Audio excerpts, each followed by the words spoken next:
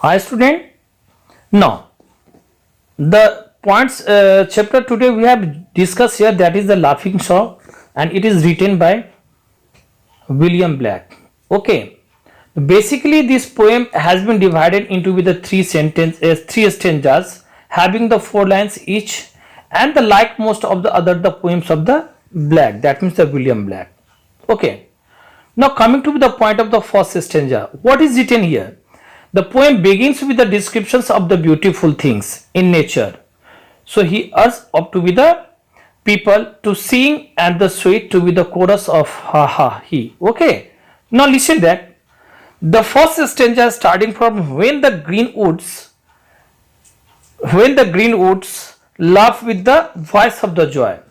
In this stanza, the poet has been divided here, wanted to be the tale here that when the forests are the green and yet the leaves make the soothing and the calming voices when the air passes through them. Now, in the next, he says that it will be the time when the dimpling stream runs by the laughing by. That means dimple is here the small the depressions and which the appears on the cheeks of some of the people when they smile or the laugh. Okay. So the dimple in a poetic sense would be here the waves which keeps the moving across the streams. Now these waves makes joyful sounds and which makes them attractive to ears. Now so this dimpling or the simpling streams and the living rivers are the passes by the green forest there. Now if we talk about to be the next line, when the air does laugh with our the merry wit. So during the summertime what's happen, you know that the air also makes the audible sounds while the crossing to be the rivers and the forest. So the poet wanted to be the say that the air is also the laughing with them. Now in the final line the poet says that the green hill laughs with the noise of it and near the forest and the stream. So there will be a hill full of the green trees when the merry making air strikes it. So the hill also seems to be the laughing. So here the first stanza has been the completed by the writers. Now if we talk about to be the second stanza, and it is starting from when the meadows laugh with the lively green. So it means writer wanted to tell here that meadows are the grounds with the green grass and the very less or the no the plants here. So for the poet, the green meadows seems to be the laughing because of their the bright green color. In the meadows what's happened? There are the grasshopper which laugh in the merry scene, that is in the laughing and the merry making meadows. The grasshoppers which also make the laughing sound. So it is the time.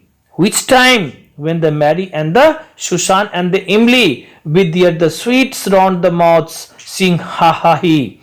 So according to the Jesus here, Mary and the Shushan and the Emily depicted to be the common ladies. Now if it is the case, the line suggested that the common women are also the part of the nature and their beauty depicted by the sweet round mouths and their voices also the contributes to the beauty of the nature in those the green meadows. So common ladies are also enjoying and the singing here. Okay. Now in the last stanza the poet said that it is the time when the parroted the birds laugh in the shade. Okay.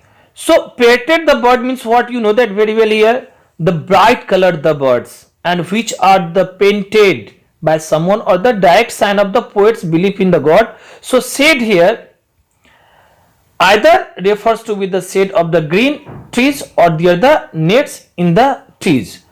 So near the birds which are on the trees is in the table of the poet with the carries with the sorry with the cherries here with the cherries and the nut spread on it, and that is the poet is sitting in the middle of the merrymaking nature, yeah, natures and with the natural fruits. So his offers other is a come live and the be merry.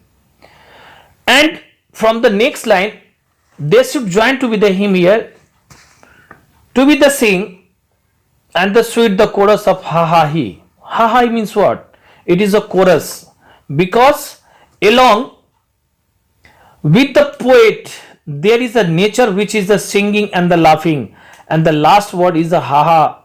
Ha, not the ha, is the mix to be the rhymes here. The poem ends to be the merrymaking, and it can be also be the considered as in the invitation of the romantic poet to those the living in the urban areas. Okay, that's all.